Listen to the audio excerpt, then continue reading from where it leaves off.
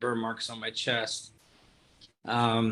So said I flatlined and I had a severe allergic reaction to anthrax.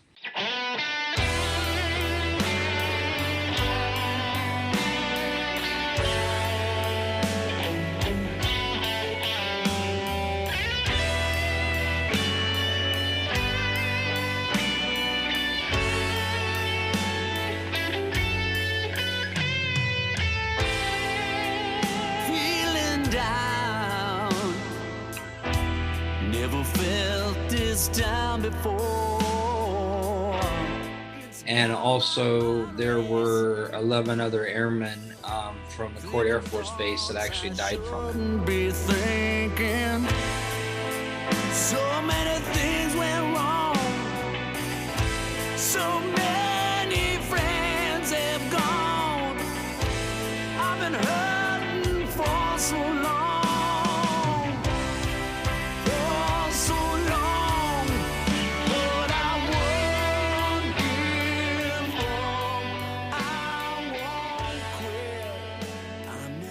Today's guest is Chris Warner. Chris and I were stationed together in Las Vegas right after I got back from Korea in 1993. Chris was young and impressionable and energetic and willing to learn. He gave me a nickname called the SRAIC, which is just Senior Airman in Charge, because I got moved over to the midnights to teach these guys how to do stuff without the pressure of days and afternoons weighing on them, so we could take our time and really learn on midnights. And Chris was one of those kids I knew was just gonna go far and do a whole bunch of things. Ironically, Chris had an adverse reaction to one of the anthrax shots that we got. Now, anthrax is a vaccine for anthrax. So, or smallpox, I don't remember which one it was. But anyway,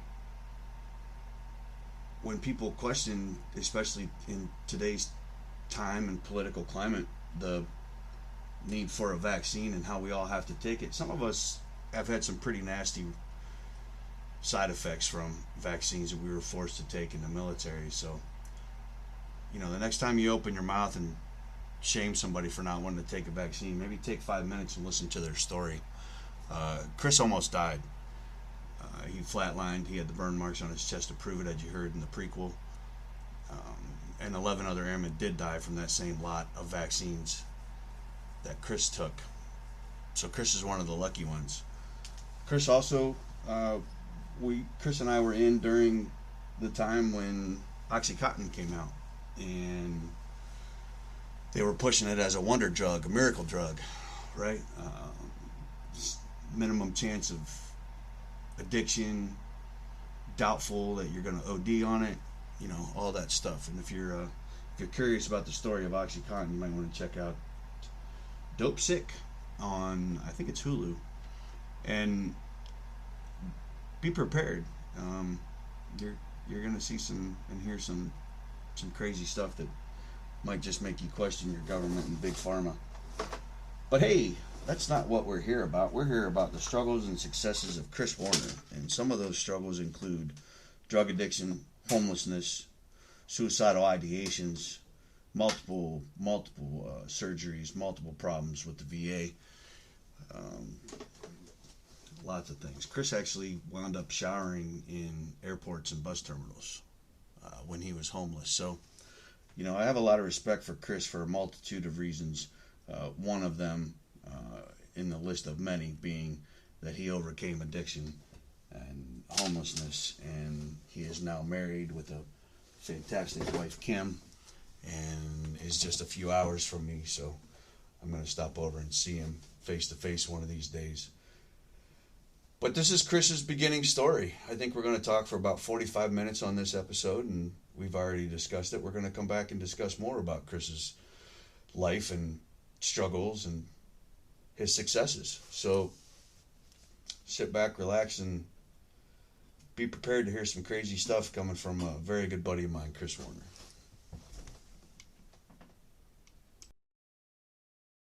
Welcome, everybody, to Straight Talk with Johnny Mo. I am Johnny Mo. Today's guest is a longtime friend of mine. We met back in 1993 or 4 in Nellis Air Force Base, Las Vegas, Nevada. And we just kind of had a click going back then before we had Facebook and texting and all that stuff. And I was his SRAIC, as he likes to say, his senior airman in charge, because I ran the midnight shift and they were just making a big old, let's have a good time with all this. So that's what we did. So I'm anxious to catch up with Chris. I did see him one time in 2010 when my wife and I were out in Vegas for our anniversary. Chris has a story of addiction, recovery, VA problems, homelessness, and now recovered to be in what I consider one of probably the happiest I've seen this kid in 30 years with his marriage and how his body is adapting and recovering with his new treatment of, let's just call it natural medicine, shall we? And so today's episode is going to be about the injury and the addiction caused, we think, partly by the VA and just ponying up opioids to anybody that would take them back then. And then kind of cutting him off when he said he needed help to get off of them. So Chris, that was quite the long introduction, but thanks for being on here, buddy, and I appreciate you doing it. Hey, thanks for having me on. I really appreciate it. So you and I were 93, 94 area, Las Vegas, electronic warfare, working on pods and stuff. You're just a boy from Indiana, still wet behind the ears and everything, but you were one of those really ridiculously smart kids who I knew was going to go out and do something huge.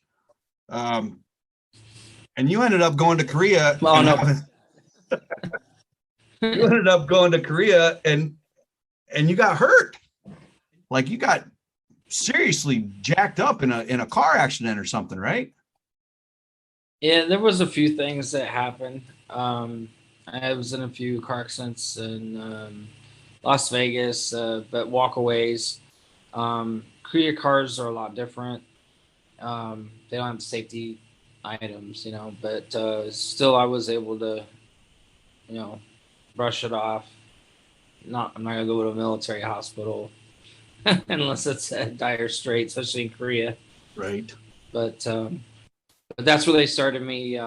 Where those really don't even pop in my mind as much as starting the dosage of the anthrax vaccine.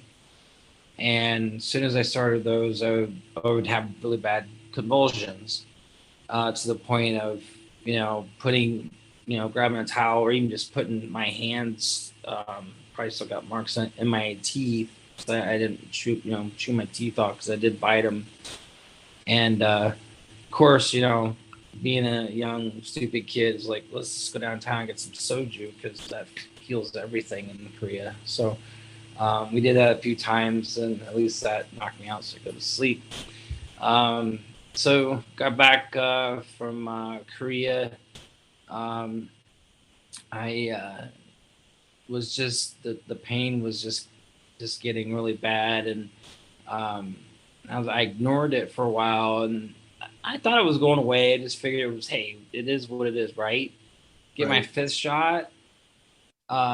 2 days later, the hospital, the best way to measurement, because you can't see it like I'm telling a fish story, but they said 400% that it blew up to.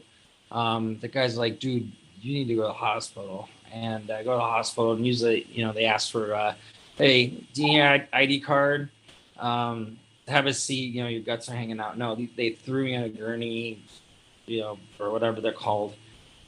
Sent me in this way back room. And there was actually naval nurses back there. I never knew that new facility had that. But anyway, because that comes up later, we got yelled at. The guys I worked with on A10s broke into the building and brought me Jack in a Box. So anyway, I'm in this like secluded room, tied up to everything. I wake up with burn marks on my chest. I guess I flatlined and they brought me back, and and I just always felt like I was on fire. And they're like, "Oh, don't even worry about it. We have you. We've got you on morphine, no problem. And as soon as you leave here, we're gonna give you things that that'll help calm that down or whatever." So that started the whole thing, and not blaming on anybody. I think everybody's got their path, but I sought help everywhere I came. Had a doctor where he'd stick my hand into a this box full of sand, and it was like a sandblaster to desensitize your arms. Meanwhile, the VA is going, "Oh, you need this pill, you need this pill," and I still have the stack of papers of all the medication they had me on. And the ones that scared me for a little while were the antidepressants. I didn't think I needed those. As soon as I stopped those, I felt like Superman. So any injury I did have, because I did rip my shoulder out in '96 at Nellis, and that with the back injuries, the hip injury, it didn't bother me at all. I was like, I threw my back into it. I was doing everything I could, working 80, 90 hours a week, running around, consulting, and I was like, man, that, one time I was on a trip and I, I was out of town, not tripping out, but I was out of town and I ran out of medication. So all of a sudden I woke up in the morning and holy shit, I was like, I couldn't move. I felt sicker than a dog, and called the VA and they're like, "Oh, you just can't stop those." They're like, "Yeah, that makes sense." Okay. So I come back.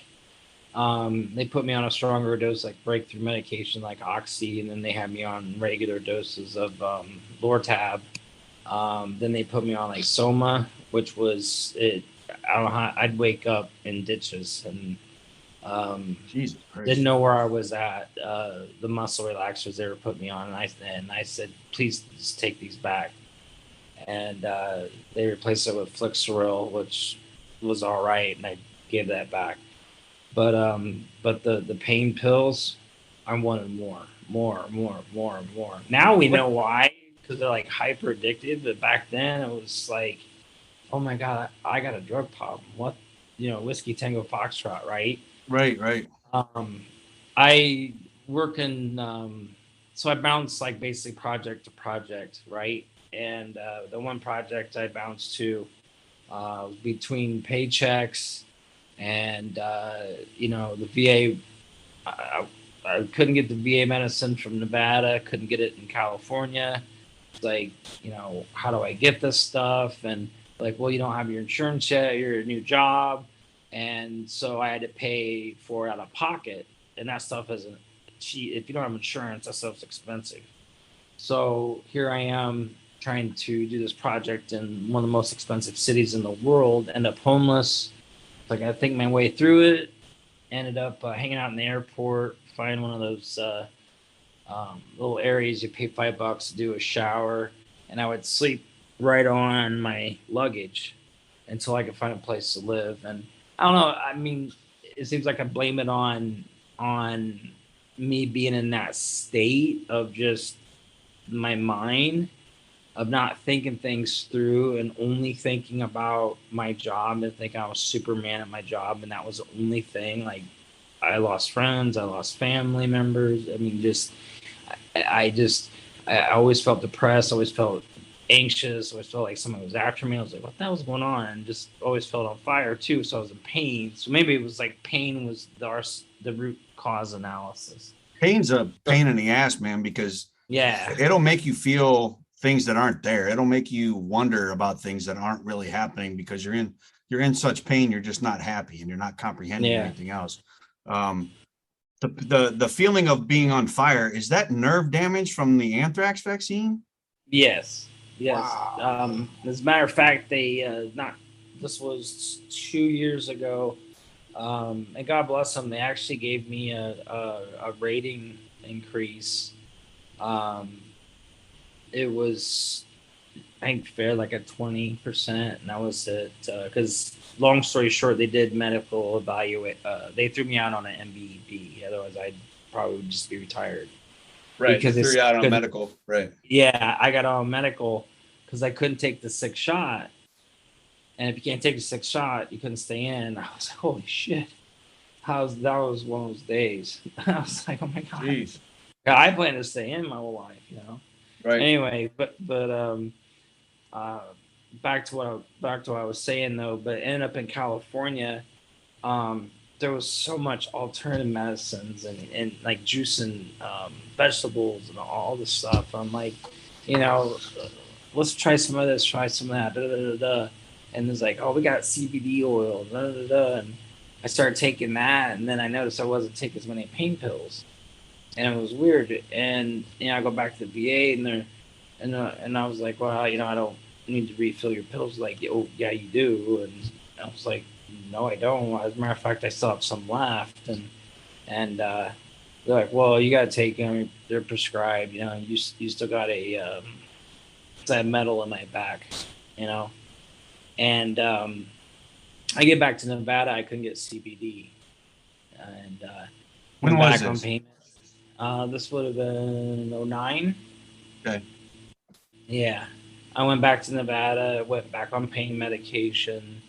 Got back to those high amounts, and I just remember being in my condo one day and just calling 911 saying, I'm gonna kill myself. I'm in pain.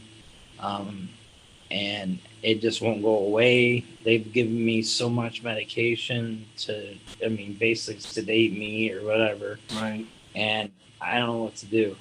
Talk to me about that night in Vegas with the so much going on that you called 911, because so many times we hear that when we're ready to die, we just go do it. We don't really hesitate. But you and I both said before we started the show that we both had that moment. Neither one of us had ever thought that way before that moment. And I'm curious as to what triggered you at that point. What finally made you say enough is enough? The pain. I just didn't know how to make it stop. And I was frustrated that I was able to get out of pain legally in California, but I couldn't in Nevada at the time. Now Right. you can. Now you can, right? But I'm in Indiana now. I can't. I'm not on pills though. But at least CBD that they did legalize that. So Well, I guess. The good news is Rafa 180 is a company, veteran-owned company by my buddy, and they sponsor the Stone Vet, Juan Garcia. And I'm sure if he listens, he's going to reach out to you, because Rafa 180. Oh, that would be great. That would be great. I'll get him to Please. reach out to you, and you'll get yourself some stuff. We're going to make that happen, Juan. So if you're listening, you better reach out to me. We're going to hook you up with Chris. All right, thank you. And you guys are going to get some stuff going. If you go back and listen to the show that I did with Juan on his show, the Stone Vet on YouTube, he talks about Rafa 180 being one of the very few companies that guarantees 0 THC in their products. They're right out of Oklahoma City, I believe, or Norman. I'm not 100% sure on that one, but I know it's Oklahoma. His wife owns the company. They sponsor him. He actually gave me a balm. I don't have it down here, but like you, I blew my shoulder out on active duty as well, and I did it twice. And I've had 3 or 4 surgeries on it, and it's time for a replacement now. And I'm down to nerve damage now. I'm on bone. I'm touching nerves. A lot of swelling, a lot of inflammation. Man, I throw some of that Rafa 180 balm on there, and It worked. it works. It's crazy. It's crazy how good it works. It's just, it's amazing. I thought, I think we may have been talking pre-show, but I think I thought it might be snake oil. Yeah. I'm up in California, and they're like, "Ooh, come try this and stuff." And I'm from a small town in Indiana. I'm like, what are you talking about? What are you doing to me? And they put it on, an ailment. I was like, wow, that's crazy. Great. So right, yeah, it is. It's weird how that stuff works. And you too. You like I said, you're one really educated, very intelligent individual. You Thank you. Give me some documented. credit, man. You remember you were my boss. So, okay. So I learned from Yeah. you. Oh, geez. No, let's not go there. And we're both out with shoulder problems. So we're both out with shoulder and back problems. So what's that tell you? We shouldn't I have was thrown just them thinking pods up without a stories at jammer. Weasel. I Oh, was just thinking stories of being at Weasel, man. there. 561st. So speaking of weasels, you don't know this yet, but my daughter is now a wild weasel. Awesome. Yes, my daughter is a How crew cool chief. is that? Yes, my daughter is Yeah. a wild weasel. Yep, pretty Oh, that is crazy, isn't so it? cool. Yep, Legacy. yep. Legacy Dude, stuff, and that's she's legacy, stoked. man. She's stoked, That's man. awesome. Yeah. That's so great to hear. Yeah. So, back to it, the CBD stuff, there's so many ways you can get it, but you said, you're documenting everything that you were taking and working and not working. And then you started into some testing and you tried this and you tried that. You actually made like a diary of the stuff that you took and broke it down into what CBD group and what terpene, which is the ingredients of the CBD, and what actually gets activated for the medicinal benefit, correct? Yes, correct. And there's so many people out there. There's geniuses about this. As a matter of fact, there's a CBD Nation, a documentary that's really good about it right now.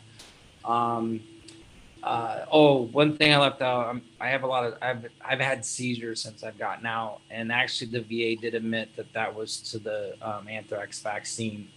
So I did a lot of research, and when I was remember all those nerve burns, I think that was something you posted in there. Like, are they making you the $6 billion man? Yeah. But I was getting those nerve burns, and the doctor told me about Charlotte's Web because I was having a lot of seizures, and was actually a strain made for a child that was in constant seizures. And this isn't the only child. There's one child that actually changed the law in New England, one of the states in New England, and it's in that CBD Nation documentary. Wow. To be able to medicate, and things like that. But there's a lot to go with that because we always thought that how bad it was for you. Well, back then all they put was THC in it. They left everything out. Right. So right. You just our dad's weed. Grew some shit out of a ditch, and it doesn't work like that anymore. There's so much education and so much research that has been done to it. Me, Mr. Clean, having never done anything, and I'm 50 years old other than alcohol. It's very hard. It was very hard for me to accept that medical marijuana was actually an answer until I ran into some door kickers in the Marine Corps. And those guys are telling me that coming from these Marines, it's the weed, man. You got to do the weed. Get off the pills from the VA. Get off the pills from the VA. Smoke weed. Yeah. Smoke weed. I'm like, dude, I can't smoke weed. I don't want to smoke weed. I'm not ready to do that. I don't understand it yet. I'm too nervous about it. But you went through like 5 years of of testings with different things. Yeah. How did you get into that? Actually, my cousin was a I'd say pothead. Yeah. And I shouldn't say pothead. He's like a chief security officer at a venture capitalist company, but he he's also a veteran. Two tours Iraq, Army. So we won't hold that against him. No, I'm just kidding. We're gonna get our butts kicked now, right? Or kicked. So I tried. Let's start with wax. Too strong. That it could blow your mind. It's crazy. I'd say start with, even actually now that they've federally legalized the hemp portion of the plant, and my only concern with that is like they sell at the gas station, Walmart. There's no terpenes in there, and I'm not quite sure. Right. I don't have the validation or metrology to say, is this working as well as what was working from a pharmaceutical place called a dispensary that would actually work with you? I mean, they sat down with me. The one lady was working there part-time, and her full-time job was a doctor at the VA. And that's actually how I started spinning up the, hey, let's go talk. Oh my God, let's go talk to these guys. They're standing up on the corner up there begging for pills. Let's go talk to them. And we did. So, but it's like, grassroots effort. I mean, I want to do that here, but I just moving here, I'm not really sure where to go. And it's a lot different here than obviously than Nevada because they embrace the medical marijuana. So, experimenting with the different terpenes, which are basically just, like you take an orange and use one of those cheese graters, that's terpenes. It's very natural. And I would always watch the THC levels because I'd see some THC levels actually would give me a seizure. Oh, wow. So so I can see the reluctance in the medical community to try to streamline this because one pill isn't going to work for you. You'll probably have to go through some kind of program or blood testing or something, or try something very small. It's just, I mean, this one baby kid I seen, he was constantly in seizures for 4 years, and they had him on all these pills, even benzos and pain pills. And his dad didn't know what to do. He was crying. He's like, I'm giving my kid pot. And he went to church, he prayed, and started weaning him off of him. The kid could speak. He never spoke. He never laughed. He was just in constant seizures, and he's walking around. Wow. And now I'm trying not to make it sound like a miracle drug, but right. There's a lot of medical evidence out there. Really, there is. I mean, I think in the 60s they did, but the reason why you really get some people are messed up on pot because it's I've seen levels up at 80, 90, 100% THC. Yeah, you're gonna be right. It's gonna take you out of space and back, and then back out to outer space. Right, and that's what Juan and Rafa and everybody. That's what he and I have talked about. Is you have to get the right terpene level or the right terpenes for what you're level, THC right. level. Yeah, and the plant also depends on it. It's complex. I am nowhere anywhere near. I just say I don't know shit about it. I just know what works for me. And I've helped out a few others, and I want to help out as many as I can. That's my thing. So I got to find my path here to Indiana because the rules are different, obviously. So they are. And they just came out with the medical stuff here in Ohio, and it's all different. And being a government employee. What's your opinion? What's your opinion on that? Because, I'll just tell you my opinion real quick, okay? And like maybe we talked about this before. I don't know. I don't care if someone wants to go out, smoke a joint, get high, and go to bed or whatever. But right now, until we can really manage this properly from a country perspective, I'm not against it, but I think we need to slow down a bit and do the medical side for a while, and before the explosions of because it could turn around and bite us in the ass, and then we don't get anything. I don't want that. I see where you're going. Yeah, I see where you're going. I think they should stick with the medical side and obviously. I think they need to decriminalize it, number one, federally. Just decriminalize. It's a fucking plan. It's a fucking plan.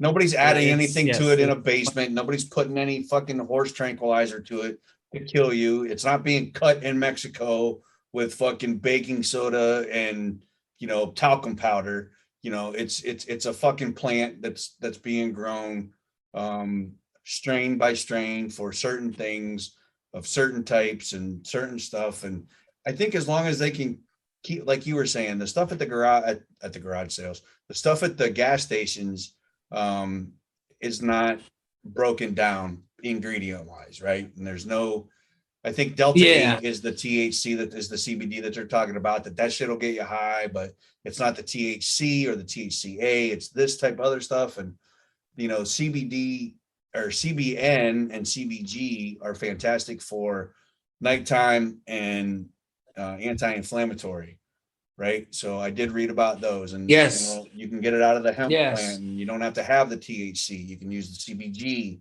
and it helps people with like severe arthritis, like myself, in my hands and my shoulders, my feet, my knees. It's everywhere. I was an aircraft mechanic. I was up and down. I was on fighters all the time. It's Yeah. I've got arthritis everywhere. What do you want me to do? And then there's another one. I don't remember what it is, but for guys with nerve damage like yourself and me, it can help with like my knees, or from my knees down on both my legs are the pins and needles feelings all the time. That's nerve damage. Yeah. So they've got stuff that can affect that with a topical, or and it doesn't have to be a mind altering substance. The THC in marijuana, Right. Exactly. is one of two CBDs that are psychoactive. The other ones are not. Yeah. Right. So with the science that they have now, they can pull that psychoactive thing out of there and give you the benefit of the CBDs that are in there. I think they're all for it. I'm all for it. I think what's really slowing them down federally is they can't test for its effect on you. Like, how blood alcohol content, they can test immediately right here, right there. They don't have a test for THC levels for immediate and effect. They don't have a number to, do they? Well, let's hear about this. But they're really, I don't know enough about it, but I know they do. There was a testing program in Nevada they do, and it's some kind of blood test. It's a blood test that they can perform. However, it gets into some possible medical laws of drawn blood, a cop drawn blood. I don't know. Some states may be against that or not. As a matter of fact, I'm glad you brought that up, because I believe someone that was elected here had said that, no, I don't want to, one of my stances is against any type of legalization of cannabis, because we can't test it on the roads. Now, that's not particularly true whatsoever. And because it's I mean, I know a police officers, especially here in Indiana, are trained so well that they can, their street test is almost dead on the blood test. The last I heard, and this has been a year at least, because there was an incident on the strip where some tourists were hit, and right away they took a blood test. And I'm not sure if it was a cop that did it or they waited for an EMS, and they were able to identify that they were over, get this, the limit. I have yet to find what the limit is. Jesus, I didn't know there was a limit. I'm sure it might be out there, and wait, you're talking about the strip in Vegas? Yeah. Oh, I'm gonna have to look that up, man. That's interesting. Now, so I knew that they wasn't.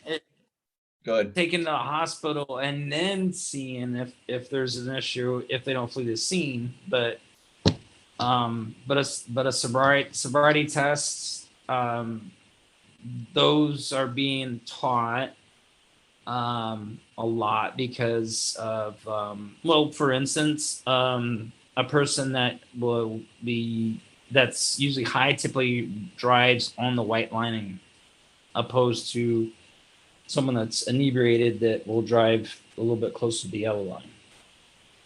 Oh, no kidding. So they've done a lot of these tests. Yeah, they're doing all these tests. So at least that side of the, country or organization of what makes the big wheel in the sky turn, at least they're looking into it. So at least if they're being told to do it, then hopefully there is a good movement to legalize it in a responsible fashion. I think it's going to happen. I mean, it's been introduced in either the House or the Senate. I don't remember. It went to committee. Yeah. It made it through committee. It's out of committee. It's been recommended to be put in, I think, this month or next to the floor for a vote. I think the biggest problem is going to be big pharma, plain and simple. Yeah. Pfizer's over there in Indiana. You're going to have a hell of a time getting anything away out from underneath them because you're taking away their money. I don't know what not the profit share, but I don't know what the numbers would be where people would say, you know, I'd rather smoke the marijuana or take the oil or the salve than a pharmaceutical pill, right? So I don't know where the Right. split would be. I don't know how it would impact their Yeah. profits. I think Well, unfortunately everything these days is about money. Everything. exactly. And you know what? You're completely right. But I was chewing on this the other day. Um, they're just now still discovering there's more CB, and I'll say X as a variable, CBN, and they're discovering like all the time. So I'm, maybe the Eli Lilly's, the Mercks and Pfizer's can look into not only the strains, like a Blue Dream or a Alien Monster Head. I don't know. They got a name for everything. They look at Yeah. the strains. Is it a hybrid? Is it an indica? Which I learned indicas are in the couch, they make you pass out, and a sativa is like the crack weed. I learned that. Yeah. I always like that one. And then don't get me started on the terpenes. Google terpenes, look at the chart, and you go blind for an hour. It's like looking at the electromagnetic spectrum. There's so much stuff in there though, but if you look at how it's activated, what it affects, how it treats, and what it does, if you look at it and you break it down, then hey, you know what? If it works for you, great. If it doesn't work for you, okay, great, you tried it. But like I said, I was completely against it until I saw these Marines, and these guys I'm sitting in the corner away from myself, recovering addict, 13 years sober, or by then, I think then I was only about 10 when I met these guys. And they're like, bro, you okay? I'm like, man, I don't like being in public. I just don't. My back's to the fucking wall. I can see the exit here. I know there's, 27 people here. 4 of them have high heels on. They're not going to help. 6 of them have tennis shoes on. These guys have boots on. That guy's carrying a gun. That guy. Why am I looking at all this shit? That's just my fucking head, right? And he said, bro, I'm telling you, I smoke this stuff and I don't give a shit what anybody else is doing. I'm focused on myself. Yeah. Now, again, just like you said, and especially for a guy like me being an addict, I could very well take that to the next level and just I could be a fucking pothead, like you just said. I don't know. It would have to be really looked at and documented or regimented or talk to the people, like you said, the dispensary. It is. Right. And I've done a lot of reading here and a lot of looking, and I talked to a lot of people and in the CBD thing and with Juan, Juan's going to get in touch with you. I'm positive he's going to get in touch with you. Awesome. And we were talking about all those terpenes and how they work. I think it could work out, but you know what? Right now in the situation that I'm in, I can't do it with the THC. Now the CBD stuff, great, but you got to be careful because if you're buying the stuff from a grocery store or a gas station, just because it says less than 0.3 doesn't mean that it is less than 0.3. Right. So, I do know, like I said, go for companies that will that are really good too. So, with your friend's company, I'm sorry, I'm horrible with names. Rafa 180. But that balm, okay. Because right now I'm telling you that would work great for my spine, because that balm's hard to make. It's impossible to find. I'll tell you that right now. I mean, definitely we'll find it out in a gas station. And then you go into a CBD store and they're all over the place because they probably got the good stuff in the back. No, I'm kidding. But, and they go in there, and I will say though, the delivery systems are different. And that's something I don't know if you want to get into now real quick, but high level, like edibles. I really can't do edibles because that you don't know where you're going to go. That's the other thing I heard too is, some people, or people react differently based on the delivery system. Some people can't smoke a flower. Correct. They have to take an oil tincture on they seem too strong for me. But the flower is a good delivery system, but it's so inconvenient. I mean, it's, number one, it's dirty. I quit smoking cigarettes a few years after I got out of the Air Force, maybe 5-6 years out of the Air Force. I quit smoking cigarettes. But besides that aspect of smoking, you got the smell. Oh, someone's smoking pot. Get them. So it's a pain in the ass. They do have some vapes, and it's just from all the vapes that are out there, there's about 10% that I think that fall in the medical aspect. That's just my humble opinion. I know that So our dispensaries here carry a shit ton of them. I do know that. And vaping medical marijuana seems to be the preferred method here that I've noticed with people. Even though it's decriminalized, I think it's only decriminalized to under an ounce, like 0.99 under an ounce or whatever. right, And right, it's not considered trafficking or just whatever it is. So correct. that is their favorite delivery system here. Um, I have seen guys too that can go like I've seen a guy smoke an ounce of flower in 3 days. I'm like, Yeah, dude, that's too much. Like, yeah. how, are you like, and you're still functioning. So are you one of those, like I was, a functioning alcoholic? Would you get that way? Mm. And from my reading, you can still get that way. There's a lot, there's a lot, there is a lot that still needs to be done. No doubt, no question, no Yes, question. But in with the what is, university in was it Tel Aviv? Tel Aviv has a huge I'm sorry, I didn't mean to cut you off. no, you're good. Tel Aviv has a huge department that studies this, and they found variables where um, one patient, and there's no one that has ever overdosed on it first, but you give, let's say, a medium amount to one patient and it doesn't work. You give them a ton and they function perfect. You give someone else like like just a little bit, and that's almost too much, and they're fine. Right. So it's very relative, and so that it's adds the complexity of treatment. But Right. we can get there. It's gonna be a hell of an I, effort, but I that's think where we will. where the pharmaceutical companies can help. But Yeah. I I don't think we'll know. get there. I think we're going to get there. Yeah. We'll get there Oh, before you yeah. and I leave this We earth, will. no doubt. We'll get there. Yeah. Yeah. Alcohol affects people differently too. Why are some people alcoholics and some people not? Why can some people have one or two drinks and Yeah. other people have to have one or two drinks in their hand at all times? It's my mother Exactly. will pass out, will pass the fuck out after 2 beers. If she drinks 2 beers in 2 hours, my mother will pass out for 8 hours. How did I get to be an alcoholic and my mom can't even handle 2 beers? You know what I mean? So Yeah. I'm Yeah. sure there's going to be that Yeah. wherever we go. But hey, listen, I wanted to ask too. Oh, yeah. Sure. You've got a ton of injuries. From your hip to your back. You've got metal in your back. I've got metal in my back. Your shoulder's messed up. You've got the reactions from the anthrax shots. You've thought about suicide. You've had to call 911.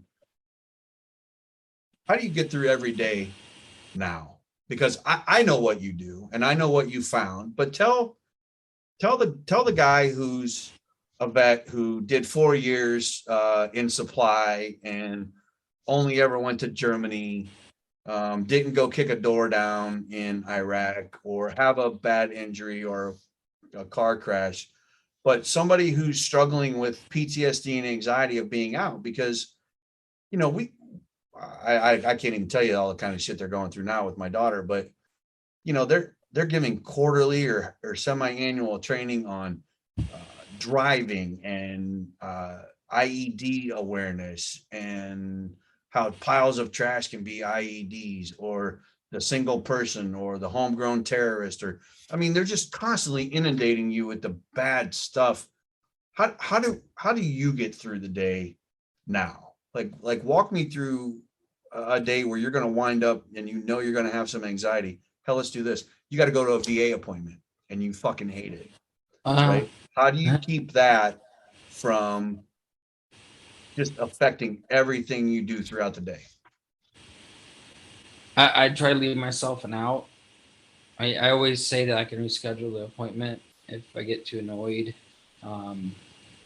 going there, and I try to do that with almost everything. So it's the worst when I wake up in the morning, and it's always like 4:45, 5 a.m. The witching hour, 3:30 or something like that. And it's Right. like, I gotta be somewhere, I gotta do something, I gotta see, what was, and then like sweep the house, and, check everything, and then is there any new noises, and then try to go back to bed, that type of thing. It's usually worse then, but once I get out in public, which then it's like, okay, is that a friendly? Is that a, you know, um, I always feel like if I leave myself an out, then I don't get claustrophobic, or I don't feel like, I'm gonna freak out or whatever. I know my wife always sits to where I could see the door, but Yes. I don't know, I mean, I think that's a gentleman's thing to do too. But for me, it's security. I cannot stand someone being behind me for some reason. I don't know what the hell it is. But I don't I cannot either. stand it. I can't I don't stand even it. want to know. I just can't stand it.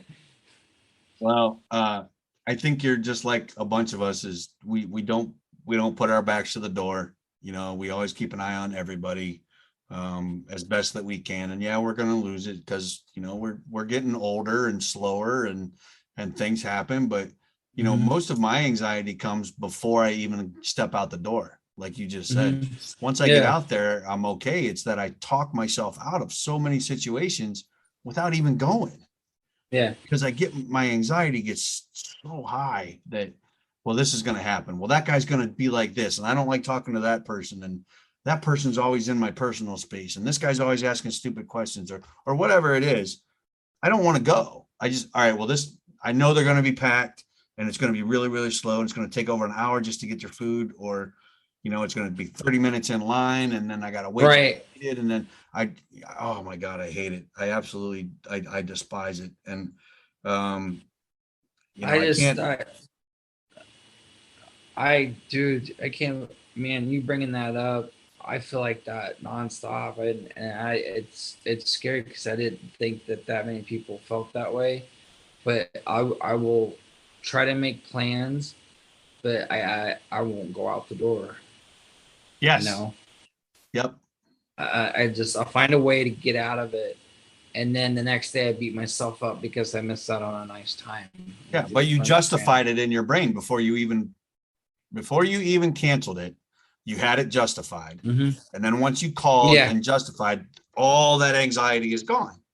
But in your mind, well, I justified it because I had this other thing going on, so I did that instead. That's how I justify it. And I just had a conversation yesterday, I think it was, with my mother over a ceiling fan in her house. And for those that know me and know my family, um, my mom and dad don't get out much anymore. Dad's 78, mom's 76. And they seem to call me when they need little things done. Well, actually, when they need anything done, and then I'm supposed to figure it out. But she just wanted a brighter light in her little room that she has. And I said, just put a brighter bulb in it, Mom. And she said, no, it's already at its max. Well, it's an LED bulb. So just because it says it burns at 60, it's actually only using 7 watts. So you could essentially make it a brighter light, just put a brighter bulb in, right? She didn't want to hear that. She wanted a bigger fan. Okay. Bigger fan, bigger light, 3 more lights. Well, this house is from the 40s and it's got that I think it's I don't know, some kind of old wiring. I can't remember the name of it. I always freak out on something tube. And it kept breaking. Every time I'd move it, it would break. It would snap. It would break. It snap, and I couldn't get it. So I had to call my buddy, who's an electrician, and we went up there today, and got everything fixed out and worked. But Mom said, "Is the TV bothering you? I know that you don't like to hear the TV in the background." And she said something else. Well, you've already called me stupid or something. I said, Mom, I've never called. Why would I call my mother stupid? I'm not calling my mother stupid. And she had, in her mind, what she heard was me calling her stupid. And then we talked about that real quick. But then I brought it up to her and I said, listen, I need to clear some air with you. That bothers me when you say that I called you stupid when I didn't, when all I was actually doing was I was self-deprecating my own self with, I'm the idiot because I agreed to do this. I'm the idiot because I didn't bring the right tools. I'm the idiot because I don't know how to fix this. I'm the idiot because I'm sweating like crazy in here. I'm the idiot because I can't see well enough close up to do this. I'm the one I'm making everybody else miserable because of all my shortcomings. And when I brought that up to her, Chris, I tell you, I almost cried because she said, I thought you had that under control. Like, what? Like, this goes away? This doesn't go away, Mom. It's just that we can deal with it better at certain times. But there are things where one thing just snowballs and it grows and it grows and it grows and it grows. And that's how I was this weekend with a fucking ceiling fan, Chris. A fucking ceiling fan almost took me out this weekend. No, I got you. I totally get that. Hits home. It really does. Recently, especially with my wife on some things, just the way I approach it, like I can do it, but then it's the worst thing for me, and I should have sought other ways to get something done or controlled it better, but then it'll be something else, and you can't relate to what you did before, then you get in that situation again, and it adds up. This adds the anxiety that you get to add to your morning fun. Right. Right. The morning anxiety. Yeah. So, hey, listen, Chris and I were talking before the show, and we think we're going to break this up into a couple different episodes. We talked a lot today about CBD and opioids and addiction and things like that. But my last episode was about 2 hours long, and it was too long for some people. So we're going to break this one up with Chris, and we're going to call it right here. But Chris, if people want to reach out to you, especially any CBD people or I don't know what they're called, they're not engineers, but if they want to reach out to you and talk to you about your knowledge and experience with these products, would that be okay? Would you mind anybody doing that for you? Yeah. Great. Yeah, hit me up on the email. So do you have that, or? I do have your email. Is that the one that you want to use? Yeah, that's fine. The non-STP at Gmail. November, yep. Oscar, November, Sarah, Tango, Papa at Gmail. You're still way too fast with that stuff. Non-stop, essentially. Sorry. It's NONSTP at gmail.com. Right. Well, we don't have to talk about what some of our first email addresses were that we made up when the emails first came out. We don't need to talk about those, do we? So get a hold of Chris at non-stop Gmail. Oh my God.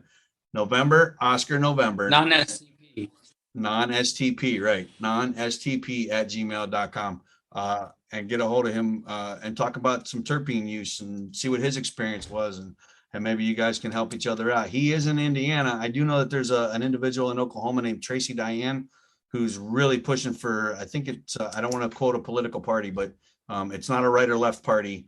And she's pushing for, federal marijuana, federal medical marijuana, something else.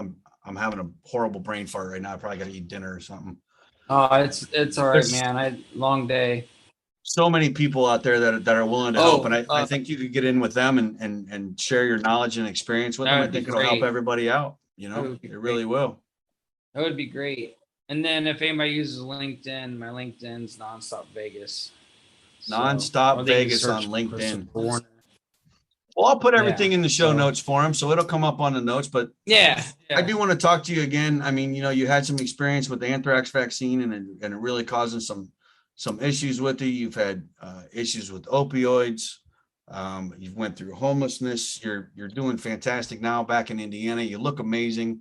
You look very, very healthy. Listen, you're only a few hours from me now, man. I think we need to spend a good long lunch date one of these days. Okay. Definitely. All right. Let's do it. So Chris, I'm going to let you go and we'll hook up again another time. All right, buddy. All right. Sounds good. Thanks, man. Take care, brother.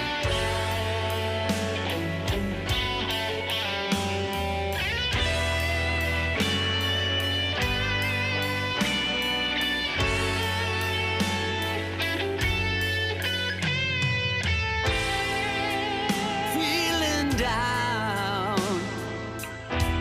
never felt this down before. It's got my mind racing, thinking thoughts I shouldn't be thinking. So many things went wrong, so many friends have gone. I've been hurting for so long, for so long, but I won't give up, I won't quit, I'm not built that way.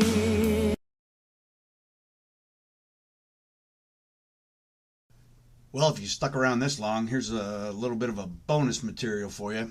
It's just Chris and I hanging out, chit-chatting prior to the start of the show. Hope you enjoy. Why did you Which- only get it on the late shot, not the earlier shots? Well, the earlier shots just had the convulsion type reaction, not something this severe. So I don't know if I really don't know what happened. So, Wow. and no one will tell you either. So No. I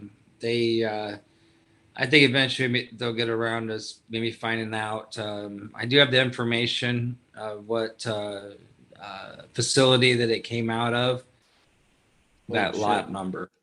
Yeah, it was that lot number. So I'm so fortunate. I'm so lucky to be alive, but that's only like half the story, because then it was, I'm in so much pain. So here comes the pain pills. You know, here comes the muscle relaxers. Here comes the, oh, well, you got to take this because you're probably going to get depressed. And I think the depression drugs really messed me up, contemplating suicide. But to jump back to the pain medication, it just is like more and more and more you needed. And no matter what, you were either back in there saying, hey, my pain's not going away. I don't know what's going on. You know, what do I do? And like, oh, well, you need something for breakthrough pain. I'm like, well, no, there's something wrong. Like, take a look, do something physical to it, right? Right. And I think maybe you were even the person that posted something about what the heck are you in hospitals all the time for?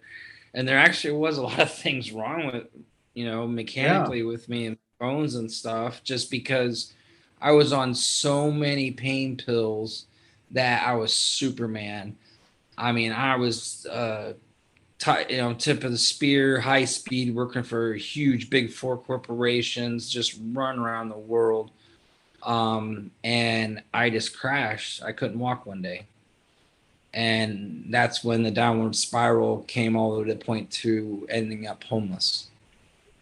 And I just didn't give up, though. I mean, I got smart and found I was in California at the time doing a project, and in between projects and trying to move and fighting depression, and didn't want to be around people, didn't want to reach out, didn't want to talk to anybody, didn't think that my problems were any worse than anybody else's problems. So why should I bug the hell out of them, right? You know.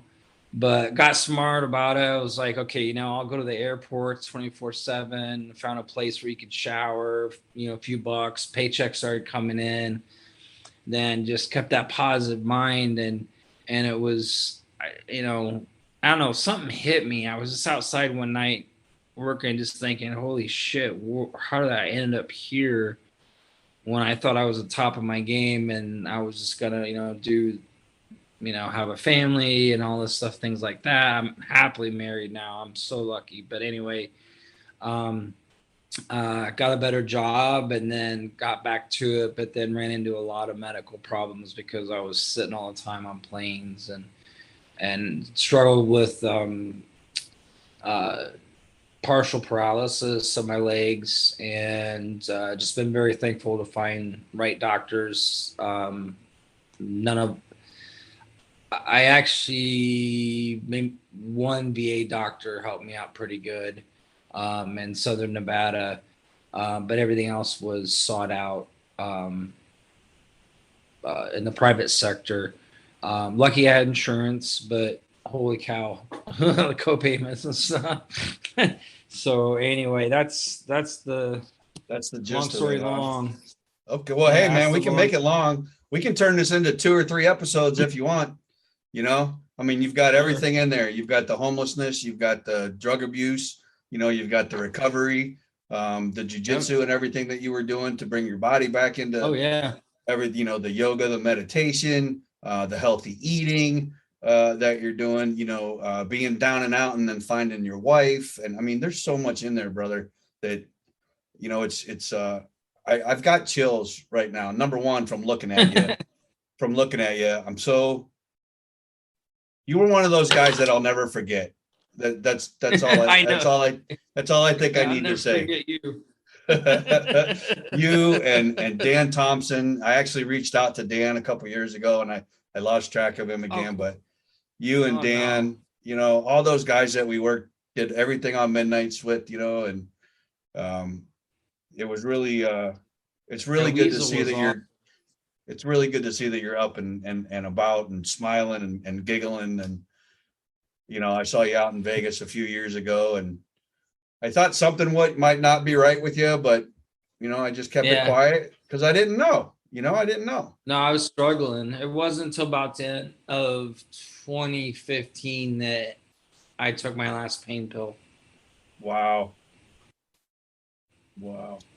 Have you talked to Big Mike since?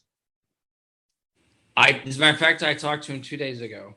Oh, yeah? Well, I seen his mom posted that their mother passed away, so I reached out to him to give my condolences. And you know him. He's like, "Hey, how you doing? What's going on?" And da da da.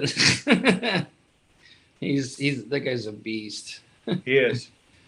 So, Trisha had to laugh because we were out in Vegas, you know, and it was our 10th year anniversary. So 2010, I think, is when we were out there and saw you guys, and she had to laugh because she's like, "What kind of answer is that when you ask him what he does?" And he says, "Stuff."